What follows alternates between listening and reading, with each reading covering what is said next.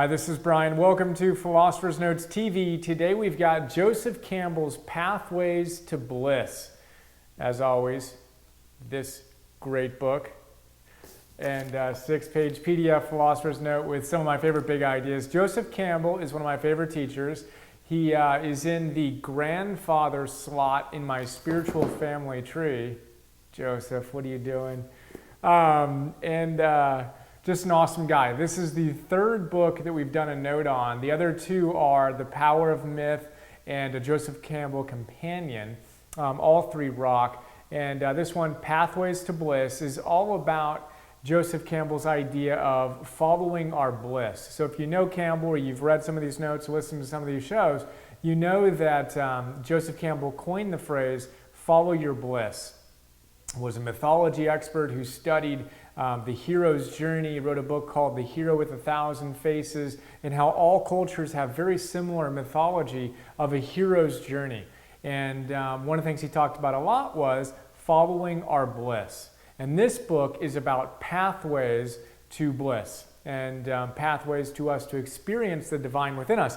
And Campbell talks about the fact, I've mentioned this a couple times throughout these notes, but that he discovered the idea of bliss as a pathway to enlightenment, as a pathway to our fullest expression when he was studying the Upanishads. And he discovered that they talked about three jumping off points: proper consciousness, proper beingness, and if you followed your bliss. So Sat Chit Ananda in the Sanskrit. So the idea is that the bliss, as Campbell says, and in the note I talk about it here, our bliss is the transcendent wisdom of the divine bubbling up within us. So when we feel good, when we feel totally alive in that rapturous bliss, that's really a sign that we're deeply connected, deeply plugged into our highest selves, which is a good thing. And when we find ourselves not feeling that bliss, we tend to be disconnected from source. In the last episode we did Money and the Law of Attraction by Esther and Jerry Hicks, and I mentioned the fact that they talk about the importance of seeking joy. Now, that's your lifetime career, is seeking joy. Well, they're talking about the same thing as following your bliss. And they both say the same thing, that Esther and Jerry Hicks say that it's not about shortage of money or shortage of time or shortage of energy. That's not what's going on. That's not the problem. The problem is a shortage to the connection to source. Well, same thing here. Campbell says that when we're not feeling bliss, we're really just cut off from that divine within us. And we want to find ways to fill up. We want to find ways to feel that bubbling up again. So one of the things we talk about often is, what things do you do that make you feel good? What makes you feel most alive? For me, I mention all the time, exercise is a huge one. I'm going to go on a hike as soon as I get done recording this. Meditation is a big one. Eating good foods is a good one. Having awesome conversations and being present with Alexander is a big one for me. So what things really make you feel alive? Do those often. It's a good idea. So that's the idea. Bliss equals the transcendent wisdom within you. Here's a cool idea. Campbell says that, he quotes Schopenhauer, who says that when you get to a certain point in your life, you look at it and you're like, wow, you can almost see it as if it was written by a novelist. And you can see all the things that happened to you in your life kind of sort of start to make sense.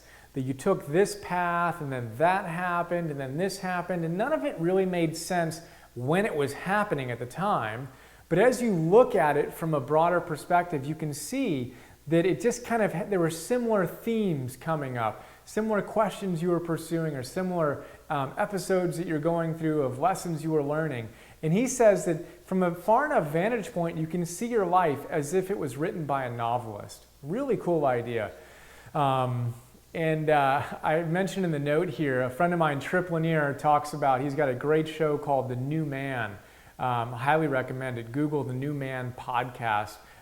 Trip and I have had some awesome conversations on his show, and he has this great story. I think we might have been talking about this actually. And he says, look, one of his friends told him, imagine that your life was a novel, right? And you're reading it. You're reading the story of your life. Would you want to keep on reading it? Would you want to keep on turning the pages and finish it? Or would you be so bored by it that you just want to put it away? Well, a good hero's journey, a good life story is something that engages us, something that if it were a novel, we'd actually want to keep on reading it. And if we wouldn't want to read our own novel, that's a good sign that we probably want to really check in to see what makes us feel most alive and start honoring that more consistently. That's a pretty cool big idea. Campbell talks a lot about the fact that life is calling. There's always this call to the heroic, to the highest within us. And if we don't answer that call, we're going to suffer. We talk about that throughout the notes on his work and throughout all these different books. And he says we need to say yes. Say yes to possibilities. Say yes to our life. Say yes to that call. So we've talked about the hero's journey in a bunch of these notes. The idea of a hero's journey, very briefly, is we enter the forest of the unknown. We leave the known. We leave kind of our family and the community as we know it, and we go into the forest of the unknown, and we fight dragons, the challenges within our own consciousness, and we grow and we explore and all that good stuff. Now, as we do that, and as we become more and more vitalized and healthy and fully functioning human beings on that hero's journey, the real point of it is to bring the boon back, he says. The boon, I love that word, boon. But to bring the treasure that we find within ourselves back into the world. It's not about going into the forest of the unknown and then just checking out. The hero's journey is going into that forest of the unknown and coming back to our world as a more enriched, more empowered human being and giving our gifts to the world. And Campbell says that bringing the boon back, coming back into the world as a fully functioning human being, living within the challenges and the constraints of our lives and of our culture is as challenging as the initial departure into the forest of the unknown. Really cool idea of bringing the boon back. And ultimately, the whole point is that. The whole point is to grow and to expand so that we can give ourselves most fully to the world. And just the simple act of growing and expanding our own consciousness is a gift to the world. It's a really cool idea, but to follow that loop, I mention often that I have a deal with the universe or God, whatever you want to call it, that I'm going to be allowed and enabled to learn all the stuff that I can learn to the extent that I share it. There's kind of this harmonic loop for me that is working out pretty well so far, and I'm really excited about it. So he talks about the idea here too. He said that Alan Watts once asked him, "What's your spiritual practice?" And Campbell replied, "Underlining books."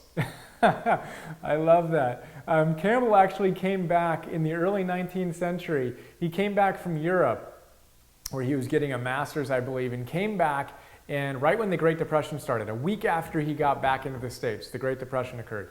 And what he decided to do was he went and rented a cabin in Woodstock for nearly nothing and read for 5 straight years. 8 hours a day, 5-6 days a week, he read.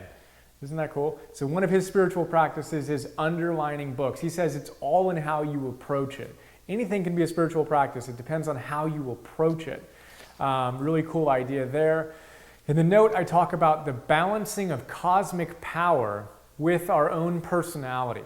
And oftentimes, as we evolve and grow, we want to kind of get rid of our personality. A lot of people talk about annihilating the ego and killing the ego. I'm not a big fan of that. I go off on it in the note. We'll talk about it more in these episodes and more in the years ahead. But he says the challenge is to align with that cosmic power and to really be almost like a priest for it, and to allow it to come through our lives and to come through our unique personality in a meaningful way. It's not about getting rid of our personality.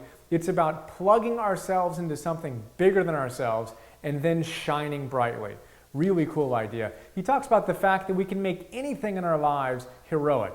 Changing diapers, doing the dishes, all these things, doing the laundry, have an opportunity to be part of our hero's journey. It all depends on the energy we bring to it and consciously choosing to give our best to the world.